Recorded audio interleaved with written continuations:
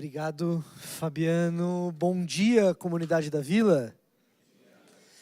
Bom dia, Helena. Bom dia, Lucas. Bom Peterson. dia. Tudo bom? Tudo bem. Gente, nós estamos numa série, é só isso mesmo, que lida com as frustrações que nós temos diante do texto bíblico, diante das propostas e expectativas às quais a teologia nos leva, e às vezes a gente olha para a realidade e a gente diz, caramba, tanto estava prometido, mas a gente se depara com o ainda não, e o ainda não nos frustra. E nos últimos domingos a gente vem tratando desses temas que são delicados, às vezes sensíveis, e que às vezes fazem os sentimentos aflorarem, transbordarem para além da nossa pele. E a gente tenta, em cada uma dessas pregações, trazer à comunidade da sensação de desamparo ou de frustração para uma perspectiva de esperança, para um olhar para um futuro escatológico no qual Deus nos acolhe, no qual o Messias retorna, e um presente no qual Deus se faz sentido. Ainda assim, é possível que, dados os tipos de sensibilidade que a gente tem aflorado aqui, durante a semana, amanhã ou depois, ou mesmo durante a pregação, o sentimento de desconforto ele venha. E às vezes a gente não sabe lidar com esse sentimento de desconforto. E às vezes, desconforto é até um eufemismo para o tipo de crise que a gente enfrenta quando a gente se depara com a teologia e o texto como ele se propõe, nu, escancarado na nossa frente, sem que a gente o evite, sem que a gente volte o nosso olhar de lado ou pule os textos mais difíceis. A gente passou por isso nessas semanas e o texto de hoje em especial, eu quero fazer esse alerta com muita leveza, sobriedade, mas sem ser frívolo, para tratar com a seriedade que isso merece. Porque o texto que a gente vai tratar nessa manhã, ele termina com um episódio de autodestruição do personagem. E o que eu quero te assegurar é que esse episódio de atentado contra a própria vida, no texto que a gente vai tratar, não é paralelo aos episódios de atentado contra a vida modernos que a gente experimenta na nossa vida, que a gente experimenta entre pessoas, ou até mesmo a gente quando isso passa pela nossa cabeça.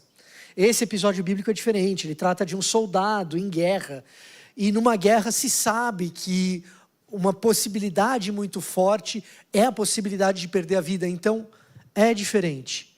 Ainda assim, eu queria te dar a convicção e a certeza de que, se para você esse é um tema delicado, isso é compreensível e essa é uma comunidade que te compreende e busca te compreender. Mais do que isso, é uma comunidade de amigos que quer ser família e amparo para você nesses momentos de dificuldade. Mais do que isso, a gente é uma comunidade que afirma e reafirma a vida, o valor dela e o fato de Deus ter criado esse mundo originalmente bom para que a vida seja espetacular. E ainda mais do que isso, em todos os episódios das pregações passadas e também nesse tipo de episódio, eu quero deixar com você a segurança de que você pode contar com os seus amigos dessa igreja, com a equipe pastoral dessa igreja, com os profissionais de saúde emocional e mental dessa comunidade para esses momentos mais difíceis. É minha responsabilidade diante de um texto como esse, trazer isso para a igreja com a devida leveza, esperança, mas também com seriedade, porque não é um assunto frívolo. É minha responsabilidade também diante de vocês e diante de Deus, de dizer que existem os recursos profissionais disponibilizados para esse tipo de situação. O Centro de Valorização à Vida, o DISC 188, ele existe para te auxiliar num momento como esse, ou auxiliar pessoas que você conheça e que passem por isso. E para além disso, universidades disponibilizam o seu próprio corpo de docentes e discentes para o atendimento psicológico. A Universidade Paulista, a Unip, tem esse tipo de disposição e outras universidades ao nosso redor também o fazem. Não pense que você está sozinho. Você tem uma comunidade que te ama e que diz para você: a vida vale a pena. Dito isso, eu queria pedir a tua ajuda, Pet, para conduzir a igreja a abrir esse texto sem fazer suspense. Porque, sim, esse texto fala de outras coisas. Ele culmina com esse episódio, mas ele fala de outras coisas. E como comunidade, a gente quer encarar esse texto e trazer uma mensagem de muita esperança para você nesse domingo. Então, Pet, se você puder conduzir a gente em leitura no livro de Juízes, no capítulo 16, a gente vai ler os versículos de número 23 até 31. Perfeito. Vou ler na NVT, diz assim: os governantes filisteus realizaram uma grande festa, na qual ofereceram sacrifícios e louvaram ao seu Deus, Dagon. Nosso Deus nos deu a vitória sobre o nosso inimigo Sansão, diziam eles. Ao ver Sansão, o povo louvou o seu Deus. Nosso Deus nos entregou o nosso inimigo, diziam. Aquele que destruía nossa terra e matou muitos de nós, agora está em nosso poder. A essa altura já estavam muito bêbados e começaram a gritar: tragam Sansão para que nos divirta. Assim, trouxeram Sansão da prisão para diverti-los e o fizeram ficar em pé entre as duas colunas que sustentavam o teto. Sansão disse ao jovem servo que o guiava pela mão: ponha as minhas mãos nas duas colunas que sustentam o templo. Quero me apoiar nelas. O templo estava lotado. Todos os governantes filisteus estavam presentes e havia cerca de 3.000 homens e mulheres na cobertura, vendo Sansão e se divertindo às custas dele. Então Sansão orou ao Senhor: soberano Senhor, lembra-te de mim novamente. Por favor, ó Deus, fortalece-me só mais esta vez. Permite que com um só golpe eu me vingue dos filisteus pela perda de meus 2 olhos. Então Sansão se apoiou nas colunas centrais que sustentavam o templo, empurrou-as com as 2 mãos e exclamou: que eu morra com os filisteus. E o templo desabou sobre os governantes filisteus e sobre todo o povo. Assim, Sansão matou mais pessoas quando morreu do que em toda a sua vida. Mais tarde, seus irmãos e outros parentes desceram para buscar o corpo. Eles o levaram de volta para casa e o sepultaram entre Zorá e Estaol, onde o seu pai, Manoá, estava enterrado. Sansão julgou Israel durante 20 anos.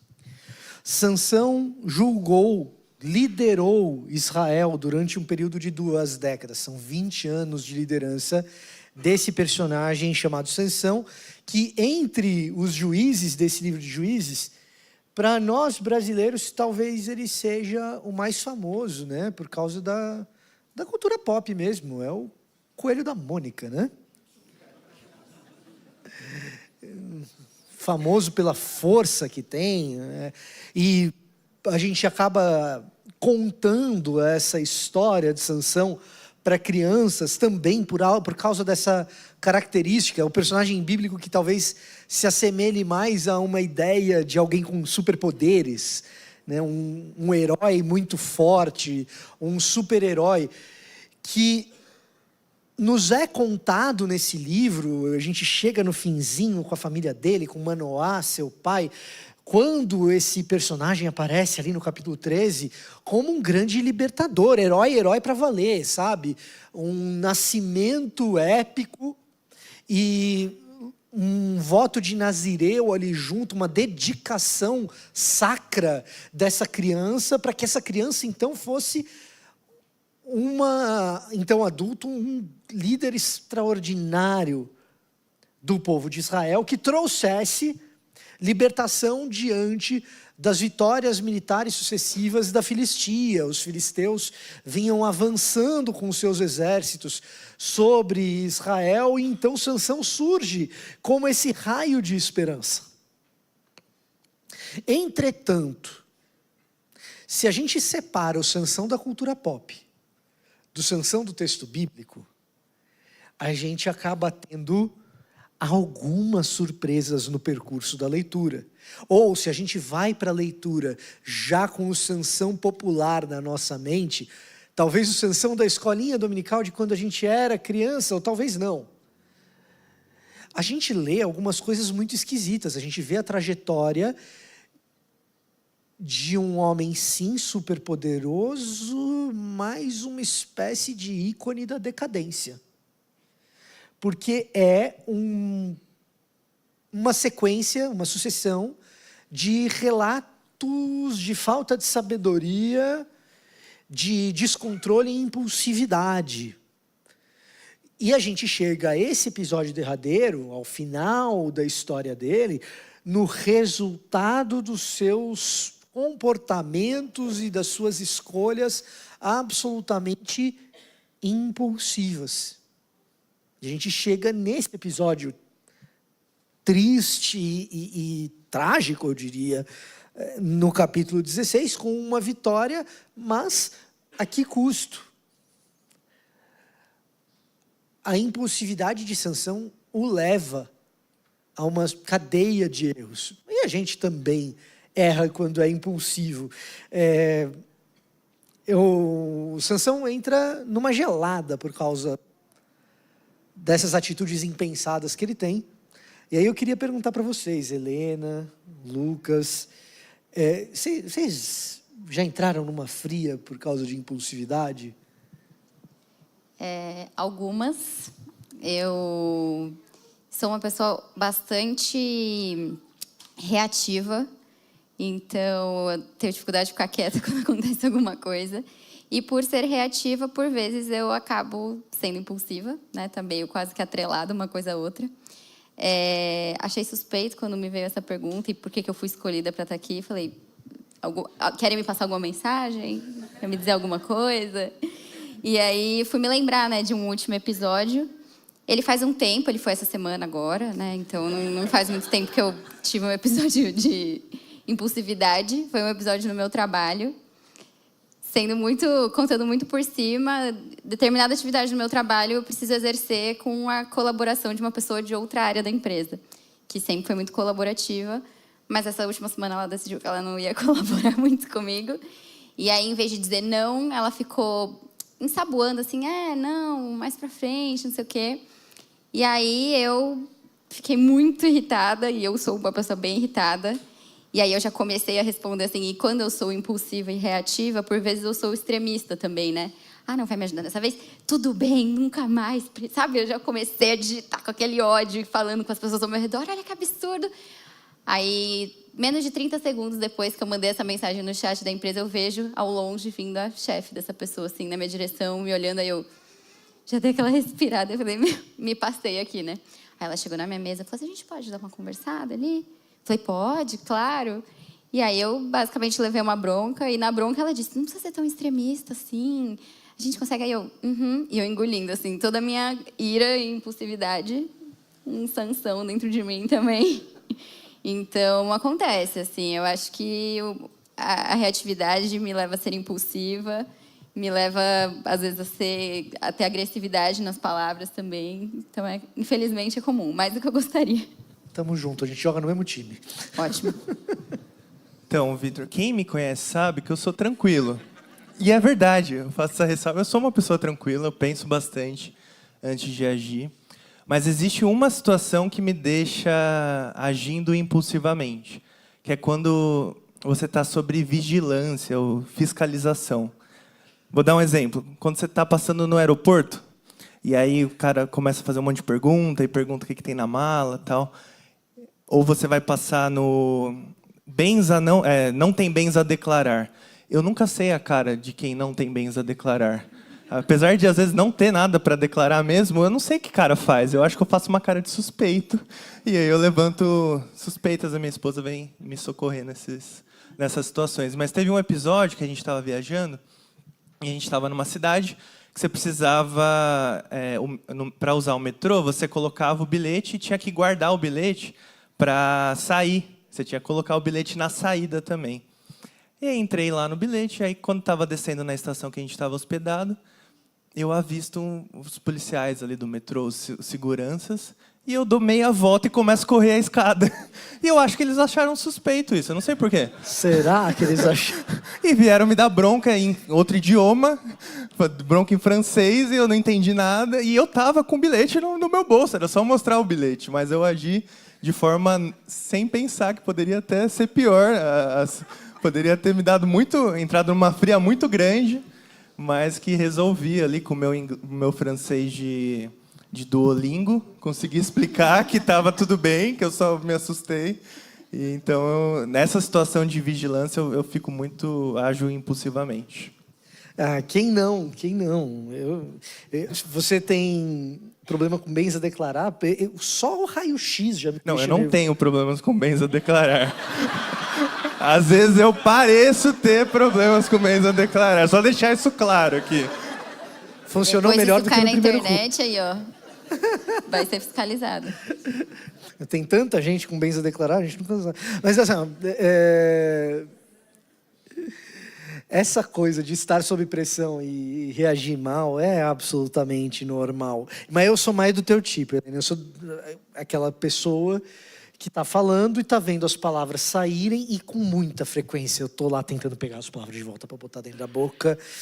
Eu lembro de um episódio quando eu era adolescente.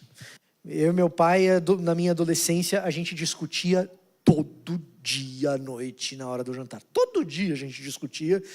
E era uma coisa assim, eram discussões acaloradas. Ah, família italiana. A maior desculpa esfarrapada para ser mal educado, né? Família italiana. E aí a gente discutia e tal. E aí se acalmava naturalmente quando começava a Escolinha do Barulho na televisão. Via o Nércio da Capitinga e os dois ficavam mais calmos. Mas eu lembro de um dia em especial que eu não lembro o assunto, porque que a gente estava um do lado, outro do outro. Ele falou um negócio, eu achei aquilo um absurdo. E aí eu respondi assim, meu pai, não, seu animal! É isso aí? Nossa! Só que esse nossa veio para mim depois que eu falei. Eu falei, E aí, a expressão, ele nem falou nada, a expressão facial que ele fez, assim, eu fui encolhendo na cadeira, sabe assim? Eu encolhendo na cadeira. Aí, quando eu estava aqui embaixo, me veio racional.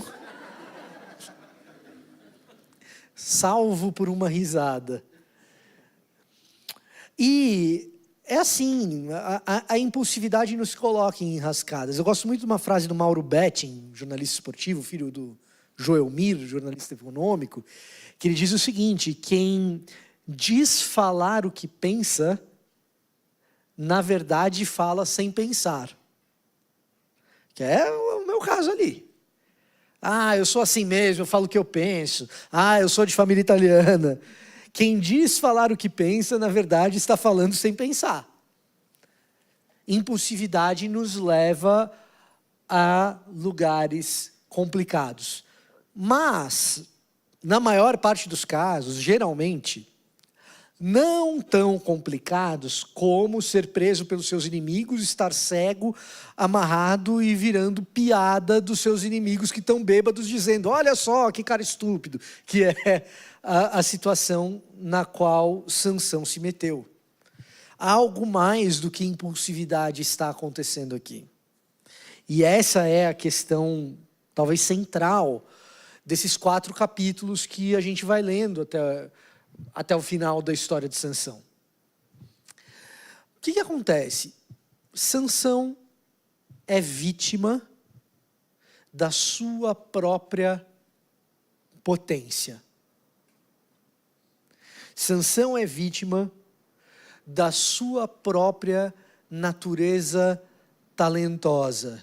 E é essa natureza talentosa, fora de controle, que leva Sansão a essa situação, aliado à impulsividade. Do que eu estou falando? Sansão, ele é extremamente forte. Extremamente forte. E ele é esse homem potente, forte, bonito, que chama a atenção, líder carismático, que todo mundo está olhando. E nessa situação em que ele é o prometido para liderar Israel com essas características de um guerreiro extraordinário, é nessa circunstância que ele olha para a sua própria força e para a sua própria potência e se torna um troglodita. É diferente de você ser forte e você ser um troglodita.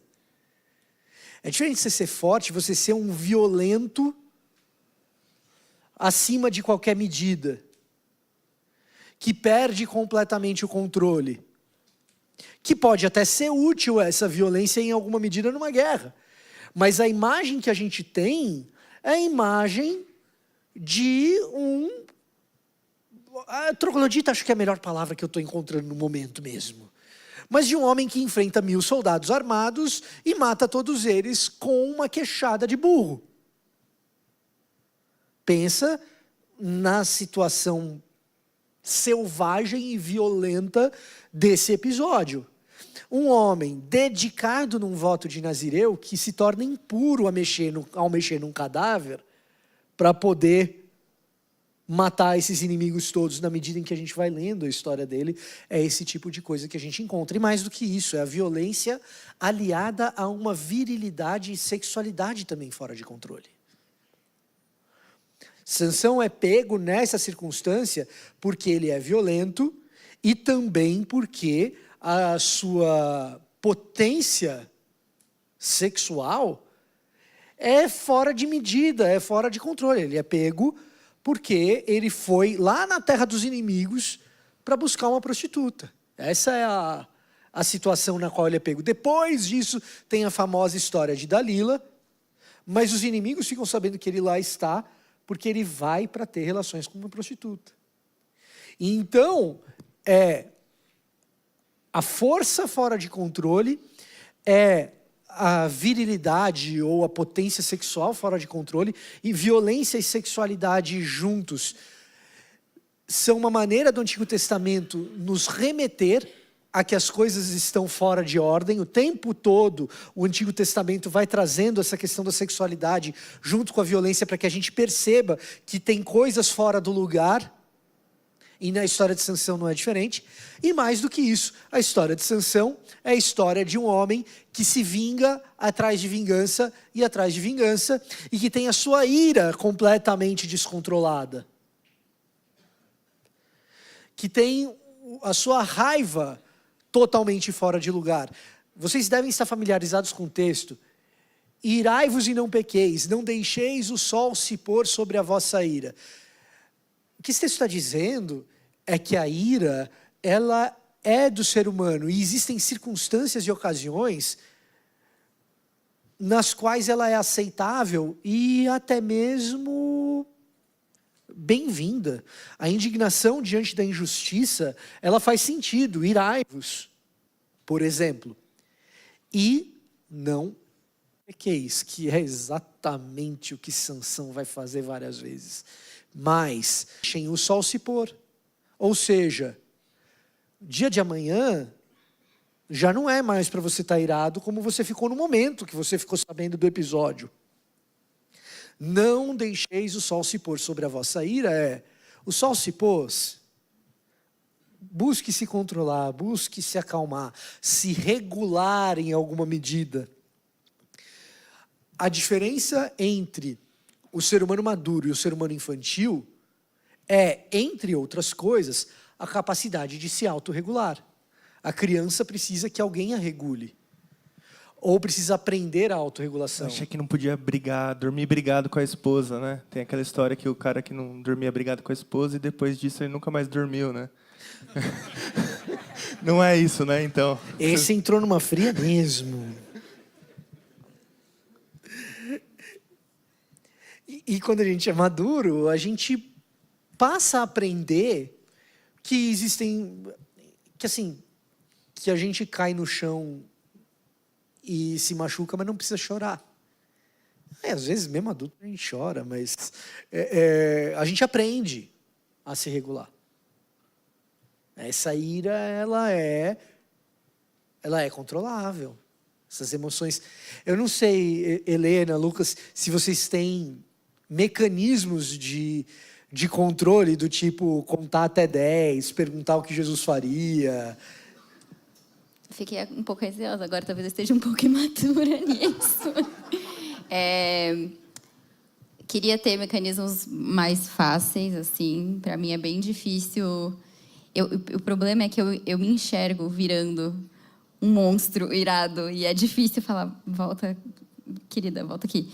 E eu acho que o exercício, que é muito difícil, não é nem um pouco fácil, mas que ajuda, né, me ajuda a negar a minha ira e falar, você está se passando, é o exercício dificílimo da empatia. É entender o outro lado da situação e tentar enxergar, né, por que a pessoa reagiu como reagiu, por que ela teve a atitude que teve, alguma coisa assim, para eu minimamente tentar encontrar uma racionalidade do porquê ela agiu dessa maneira comigo.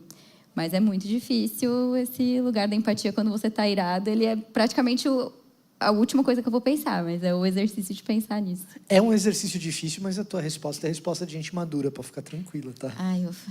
Bom.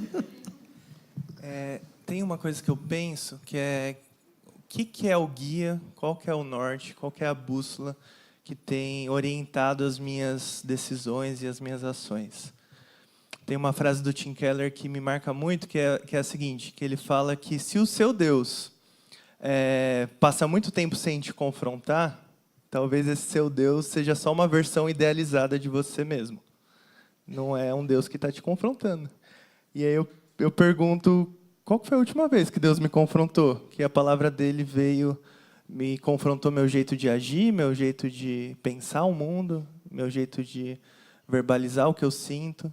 Se faz muito tempo que eu não estou sendo confrontado, talvez eu só esteja servindo a um Deus muito parecido comigo mesmo. E acho que, e aqui, Vitor, tem uma percepção minha, acho que na Vila a gente faz muito bem esse papel de desconstruir uma visão estereotipada de um Deus legalista. E essa série tem sido isso. A gente sabe falar muito bem quem Deus não é, mas o que a gente está colocando no lugar?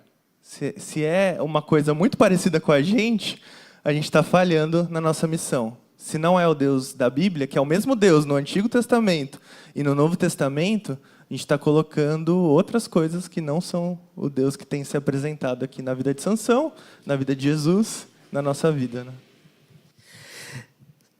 Essas duas respostas, elas mostram que quem dera se o problema fosse só impulsividade.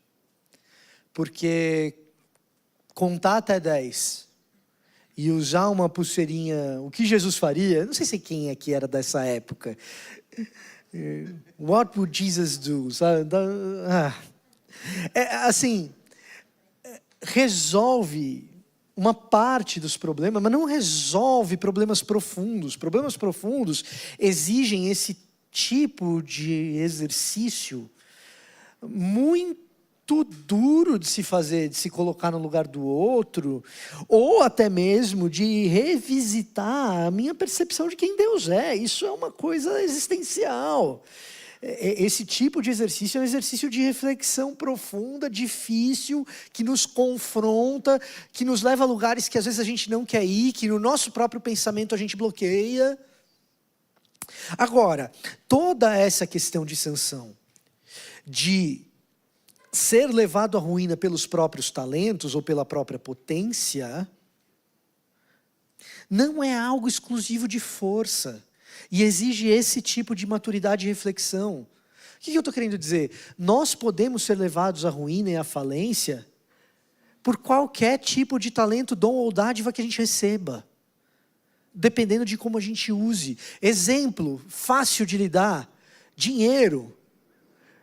Uma vida financeira muito abençoada, ela pode te levar a lugares muito bons, mas com descontrole ela pode te levar à ruína profunda. ou levar à ruína profunda dos outros. Com muito dinheiro, com uma vida financeira muito bem colocada, a gente pode sim ser generoso e colocar isso nas mãos de Deus e usar isso para abençoar muitas pessoas. Pode. Mas é também o tipo de dádiva que nos coloca numa posição em que, vulneráveis aos nossos próprios desejos, pode ser terrível para a gente mesmo, ou pior, terrível para a gente e para quem nos circunda. Tem uma trajetória comum que a gente faz na vida ministerial, que eu nem sei se é o certo, mas é a convenção. Tá? A gente começa com um chamado e vai trabalhar com os adolescentes ou com os jovens, e depois começa a trabalhar com gente mais velha.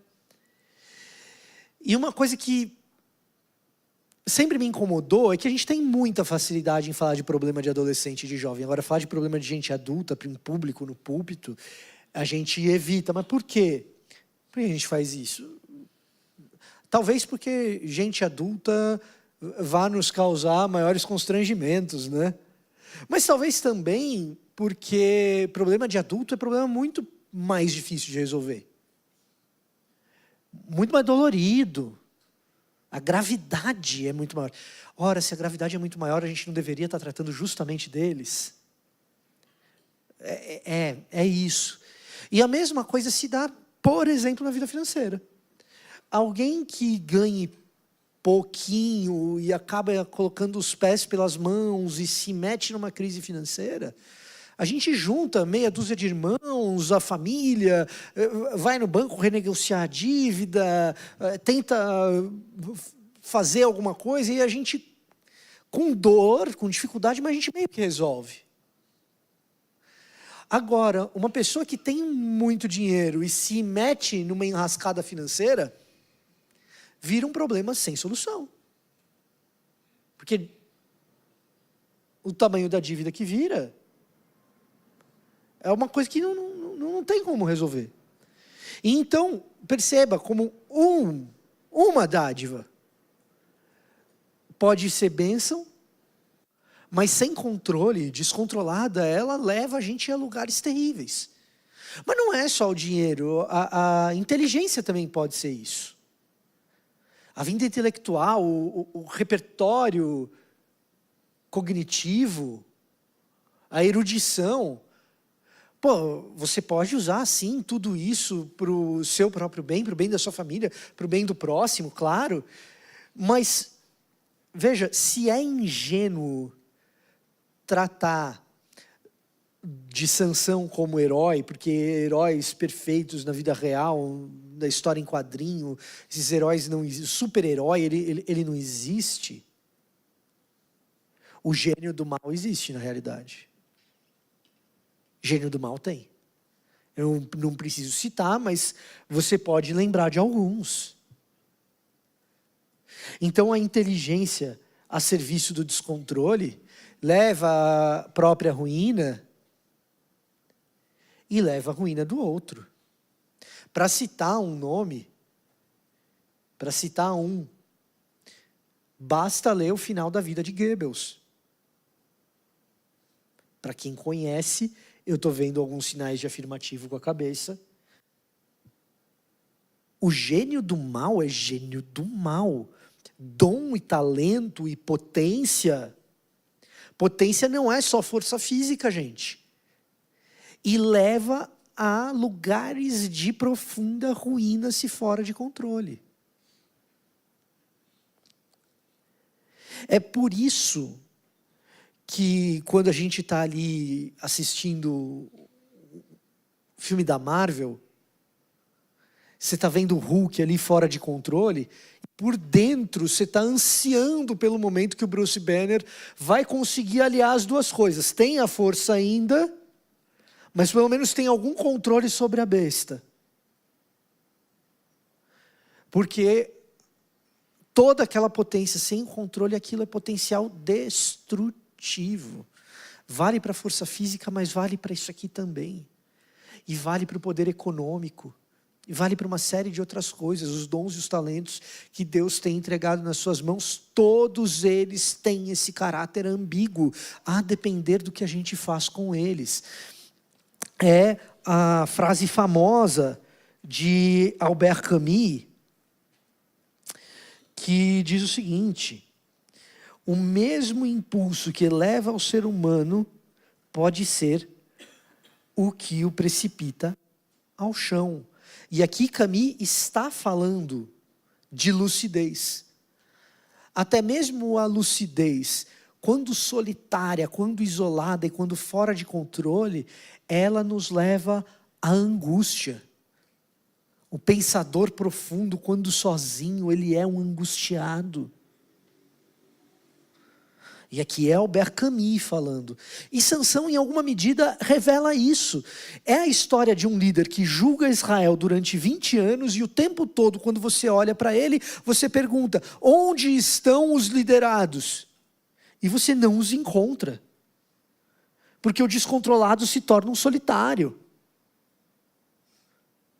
Não tem quem o siga.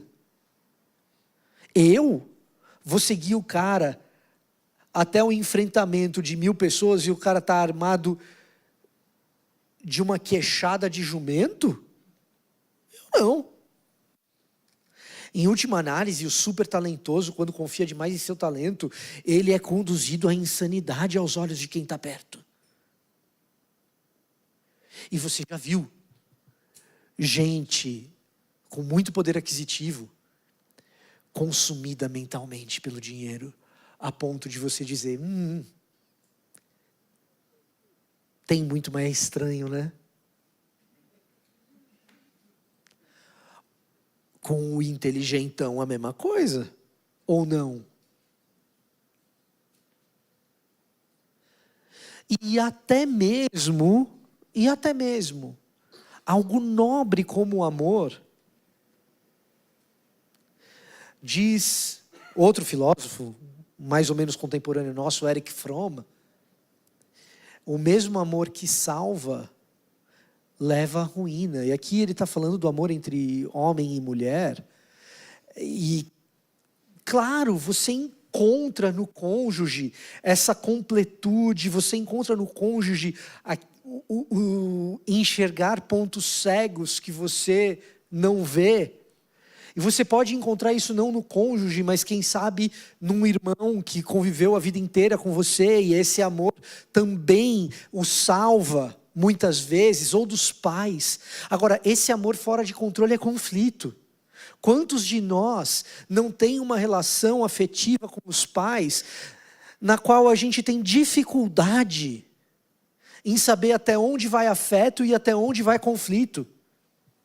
E isso que tantas vezes nos salva, tantas vezes nos leva também à ruína. Por quê? Porque nos falta o controle dessa relação. Tem uma propaganda antiga, vocês que são mais novinhos não vão saber. Mas eu vou ilustrar para vocês aqui. Um homem forte, alto, bonito, entra no carro, chuva forte, limpador de para-brisa no máximo, e ele vai dirigindo esse carro e a tensão musical vai aumentando na medida em que ele aumenta também a velocidade e faz as curvas de modo mais ou menos perigoso. O chão molhado sugere que a situação é uma situação sim de risco, até que ele entra numa reta trazendo um breve alívio, mas não sem antes observar um cruzamento com o sinal verde para si e vermelho para o caminhão que avança o sinal. Diante daquela chuva intensa, ele pisa no freio com toda a força, o ABS funciona, a câmera vai direto para as rodas e o carro para por um fio do caminhão. Câmera close no rosto do homem, postura iracunda, transtornado, no meio da chuva, abre a porta, sai do carro para ir em direção ao caminhoneiro. Quando coloca os 2 pés no chão, a gente só vê esses 2 pés para cima. E ele caindo de costas, na poça d'água, bem ao lado da roda que parou. Pirelli. Potência não é nada sem controle.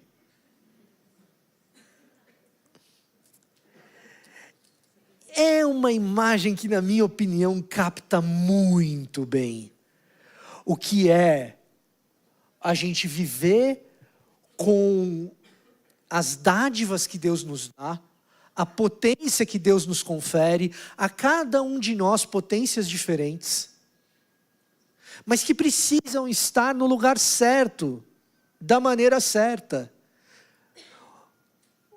O pneu dá conta de um piso escorregadio, o All-Star talvez não.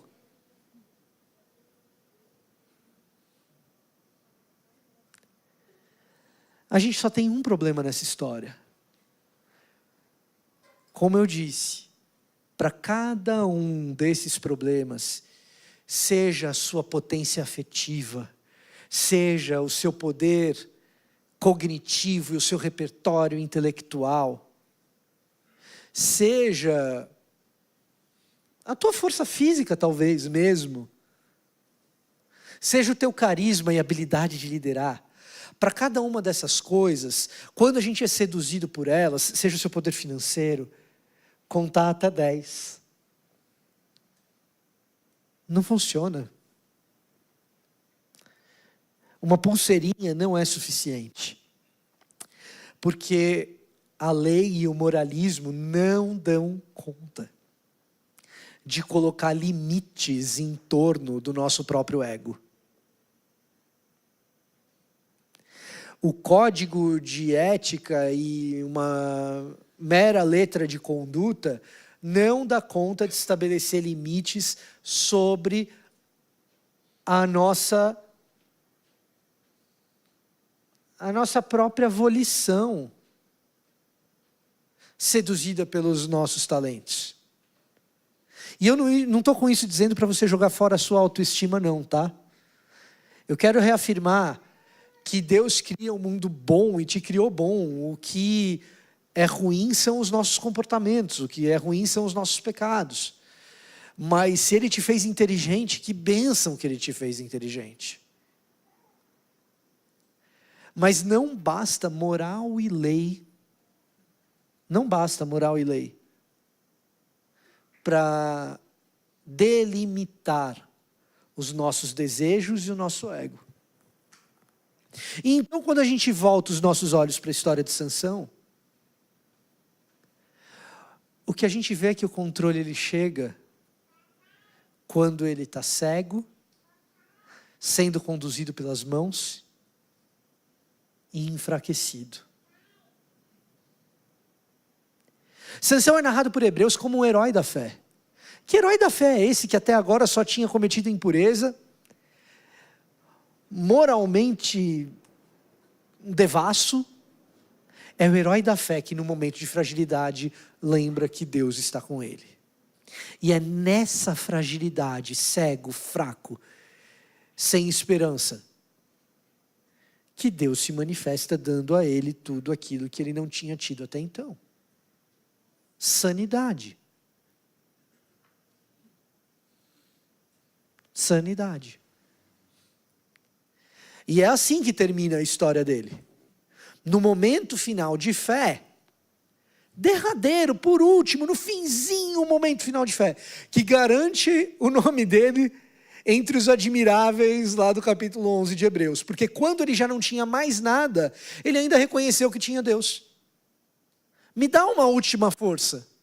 Eu não tenho mais os cabelos, eu não tenho mais a beleza, eu não tenho mais a visão, eu não tenho mais a força, eu não tenho mais a potência. De onde vem a potência? A potência vem de Deus no meio da fragilidade. Perceba, essa é a maneira como Jesus trata os discípulos.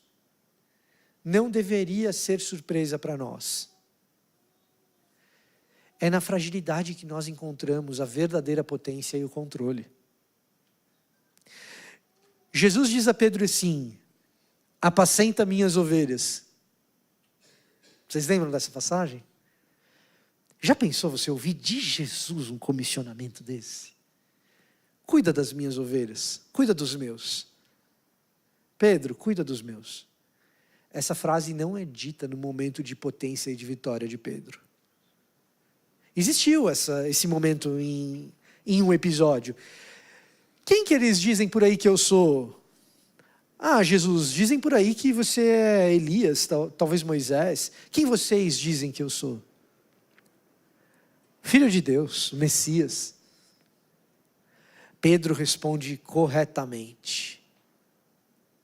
Não é nesse episódio que Jesus diz: então cuida das minhas ovelhas. É depois de ter negado 3 vezes, quando Pedro cai em si, como Sansão caiu em si, quando ele percebe a própria fragilidade.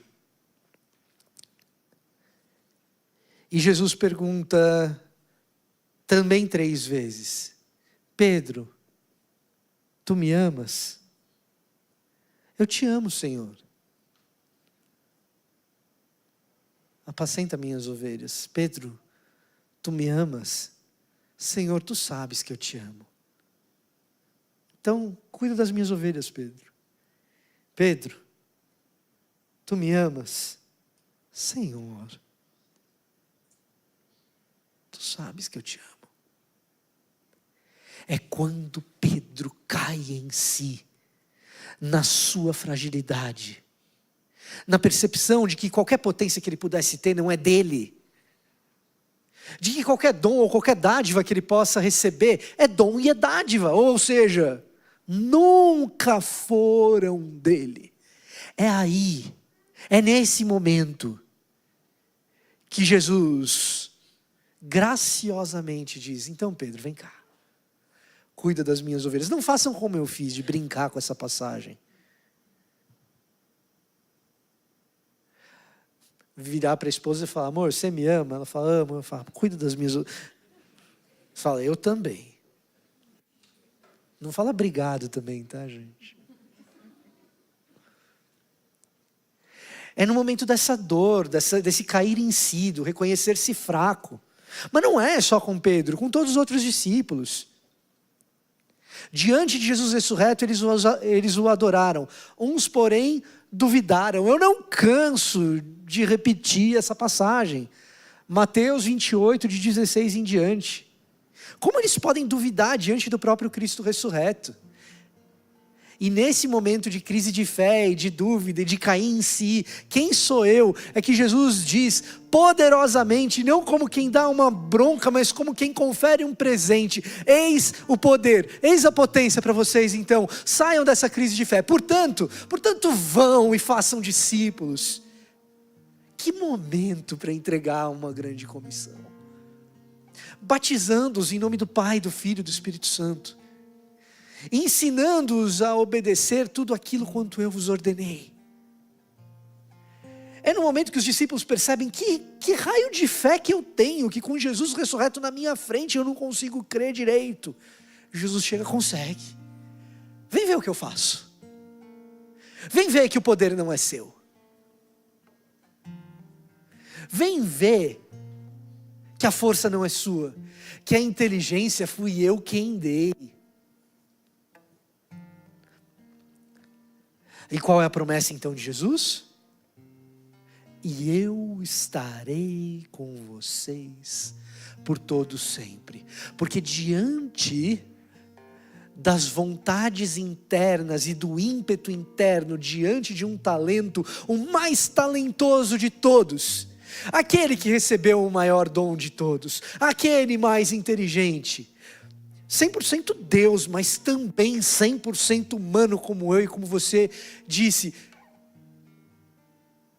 Senhor, se for possível, passa de mim esse cálice, contudo que seja feita a tua vontade e não a minha. E por isso ele pode dizer, e eu estarei convosco por todo sempre. Ele morre e ressuscita. Esse feriado eu estava falando com uma igreja de perfil um pouco mais carismático do que o nosso, sobre o tema voz do Espírito, ouvir a voz do Espírito. E depois da palavra teve um momento de perguntas e respostas e veio a seguinte pergunta: como que eu sei que a voz é do Espírito e não da minha cabeça? Não, é uma pergunta legítima. Num contexto como aquele, muito legítima. E eu, sincerão, as palavras vão, eu tenho que botar. Como é que eu vou saber? Está dentro da sua cabeça, não da minha.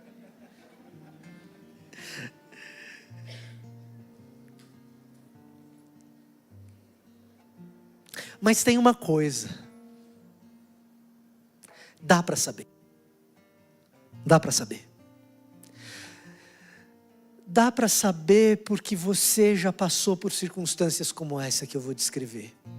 No seu trabalho, na tua vida acadêmica, na sua família, situações que você não tem condições e capacidade para resolver. Você está cego, você está fraco e você está nu diante delas. Você já parou e já pensou e já saiu do momento de raiva e até conseguiu raciocinar, Helena. Mas aquilo que a gente está ali raciocinando, aquilo que eu raciocinei, aquilo que você raciocinou, você olha e fala, não é suficiente, eu não sei como sai dessa sinuca. Mas alguma coisa tem que ser feita. Nessa hora, Fabiano, tem que levantar e tocar e cantar, não dá só para ficar de braços cruzados. No seu caso, Lucas, tem que sentar e escrever, não tem o que fazer. E então, a gente passa por aquela situação intransponível. E ao longo do tempo a gente percebe que aquilo de alguma maneira se resolveu. Quer saber se é voz de Deus? A minha que não foi. A sua que não foi. Se não tinha jeito de resolver, resolveu. Isso aí chama voz do Espírito. Cumprindo o que Jesus prometeu. De que Ele estaria conosco para todo sempre. Eis o controle. Só tem uma chave. Ele não é seu. Ele não é meu. Se você acha que você vai conseguir controlar os eventos que te circundam, as circunstâncias que engendram a sua vida, isso é uma ilusão. Se eu acho que eu vou conseguir controlar todas as minhas reações diante de cada uma dessas circunstâncias, sou eu quem está iludido. Eis o controle é dele, daquele que até o fim fez a vontade de Deus e prometeu. Eis a voz do Espírito. E, você chegou. Você está aqui hoje. Passou e você olha para trás e você fala, resolveu. Quem foi? Não fui eu. Olha a voz do Espírito aí. Estava aí o tempo todo. Ele está no controle. Eu queria concluir contando a história de uma heroína que, pelo menos para mim, é heroína de verdade, nunca deixou de ser. Dona Adelaide, minha mãe. Meu pai também é, mas nessa história ele é o Robin, tá? Minha avó sofreu um AVC, minha avó faleceu 2 dias depois da Lara, minha filha, nascer. E ela sofreu um AVC e durante 14 anos, meus pais cuidaram dela em casa com muita dificuldade. Aí um dia eu pergunto para minha mãe assim, mas mãe, Como você conseguiu até agora? E ela responde uma das coisas mais sábias que eu já ouvi de uma boca humana. Porque a gente tem esse negócio de ter um texto bíblico, então ouvir coisas que são da boca de Deus. Mas ela fala a coisa mais sábia que eu já escutei de uma boca humana. Ela fala o seguinte: filho, eu não sei como eu consegui, eu sei que eu consegui.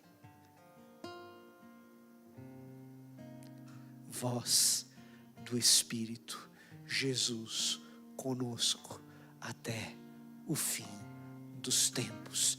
Ele está no controle. A vida é difícil, a vida tem desafios, a vida é dura, a gente pode se encontrar em ruína.